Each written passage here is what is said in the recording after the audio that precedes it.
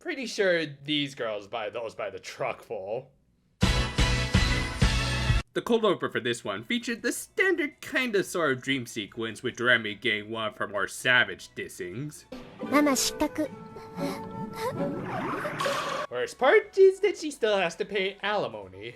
The show proper opened on, oh God, it's gonna kill us all! Well, okay, actually, we opened at the Mahodo at night with a little reprisal of Opu's song from the last episode with less narcoleptic pop. But yeah, a very nice sequence, which, even ignoring Frugal Aoyama from last week, this did have some superior direction in my opinion. Love this angle through the greenhouse entrance to emphasize Ompu carrying around Hana. It's a simple little detail that makes us feel like we're actually there. Anyway, the young idol had volunteered to take up the graveyard shift for watching Hana, feeling bad for not being there to raise her during the day. Also, I'm assuming she's still the only Ojamajo with parents who neglect her on a regular basis. Yeah, nice to know that situation hasn't really improved at all. The next day, we got to see a little bit more of a certain plot point that just kind of came out of nowhere, with Fafa introducing herself to Hana and the other fairies. I especially like Dodo taking a shine to her, as in a way, they were kind of like sisters considering who their masters were.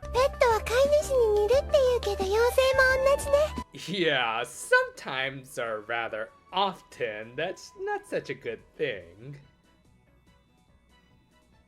Enjoy those night terrors. They then got a customer in the form of a major callback with technically that girl who got this show started. I mean, she was in the first scene of the first episode. It was the soccer manager girl who wanted to buy another charm, like in the first episode, hopefully of the less Faustian variety. Thus, Doremi, like a good employee, managed to sell her on some flowers being just as effective as them, which they technically weren't. Shut up and take my money! But yeah, the manager wanted them, as apparently Senpai wasn't noticing her as much. I mean, he's not her senpai as they're the same age, I mean more Doremi when you get what I mean. Still, I've seen enough rom-coms this season to know where this is going. It's all just gonna be some big misunderstanding that they're gonna play up for laughs and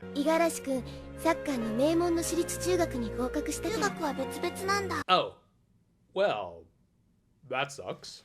Seriously, as always, major kudos to the writers for not talking down to their audience by actually presenting a very plausible reason why many couples do tend to break up. Long or even medium distance relationships are difficult to maintain. And often, unless there's some foul play involved, breaking up from it is ultimately no one's fault, just an unfortunate situation that requires time and patience to make functional. I mean, just imagine they were able to simply resolve all of this with no real talk about why they love each other and why they should remain a couple.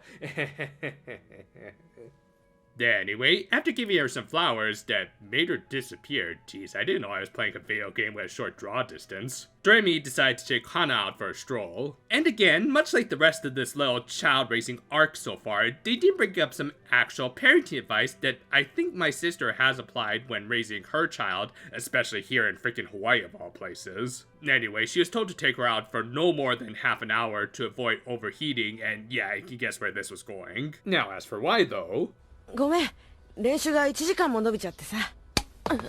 壁ターンと名付けた。俺が名付けた。壁ドンです。それもあるやつです。Seeing how rocky their relationship had become, Doremi decided to try and support the couple, and interestingly enough, you could interpret her motivations in two ways here. There's either the straightforward way, in which Doremi was honestly trying to help them, or going by an earlier exchange with the team manager, she might have been trying to live her love life with Senpai vicariously through her. Obviously, the latter option is far more selfish, but whatever the case, she was trying to force a relationship that on down the line will likely repeat this same situation, thereby really just delaying the inevitable, as well as doing something else really bad that we'll get to in just a bit. Anyway, even though mind manipulation was forbidden magic, it didn't mean she couldn't force a bonding moment out of your typical shoujo manga. Rightfully getting tired of all this melodrama, I decided to bring down the wrath of God.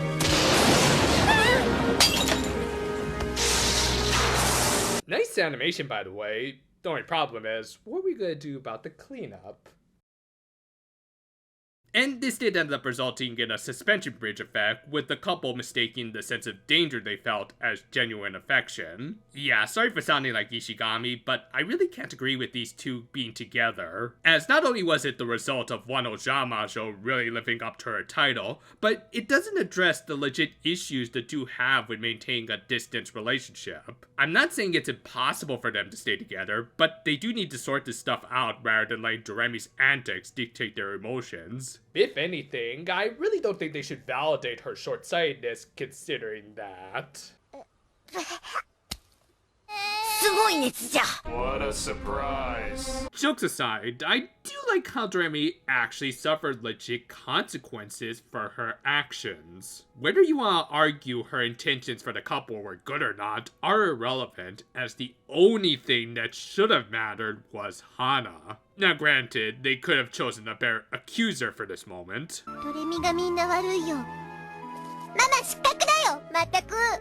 I mean, she's not wrong, but at the same time, you're one to talk anti-pop, or sorry, big sister pop. On a side note, it's also nice to see Majrika being a dedicated caretaker with some subtle implications that she also might have done this stuff in the past. Thus, it at least made sense for her to point the retractable finger at Doremi, which forced the Ojamajo to reflect on her actions. She ended up consulting with her mother, and for some reason, they covered up her slapping her daughter here. I mean, I'm not complaining, as there was some very clever direction here with the flapping bed sheets acting as the slap sound, but did they get cold feet from Reika's episode or something? I'm certainly not for slapping kids, unless it's Amuro, but still, this does feel just a little bit weird is all. Anyway, she did give her a sensible talking to, in that she shouldn't be crying about her failures right now, and should just be taking care of Hana. Everyone, including Mrs. Harakaze, learn from their mistakes and should try to apply it when they can. A very poignant scene, made even better with some well-timed transitions to highlight the emotions between the two. Which, by the way, the director of this episode, as well as the last one, was Shigeyasu Yamauchi, who also gave us this classic bit from last season.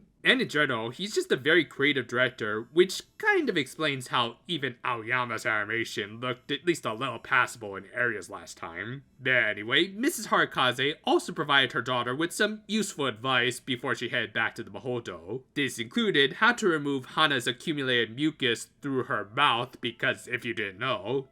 鼻と口はすいません。これなんて読むんですか?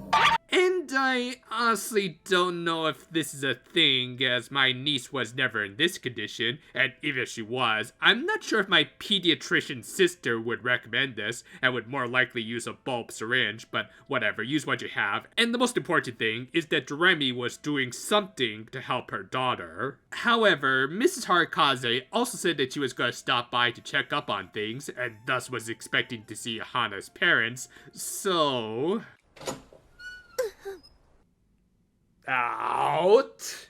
And with that out of the way, Doremi volunteered to take care of Hana through the night in a sequence that I honestly can't do justice. Just go watch it for yourself and appreciate Yamauchi's work. Also, Majura's goddamn mood as a freaking stalker. Still with that, the episode ended with Doremi being able to declare to her mother that Hana was doing better. Thankfully, this babysitting episode was not only better than the last, but arguably the best of this Hana arc so far. Even putting aside the great visuals for a second, having an episode where Doremi learned about the full weight of parenting more so than any of the other Ojamajo really helped to raise her stock as this show's title character. It built her up well, and really highlighted the main conflict of the season and its severity. And while I wasn't totally sold on the love between the soccer couple, I was sold on the love between the mother and the daughter.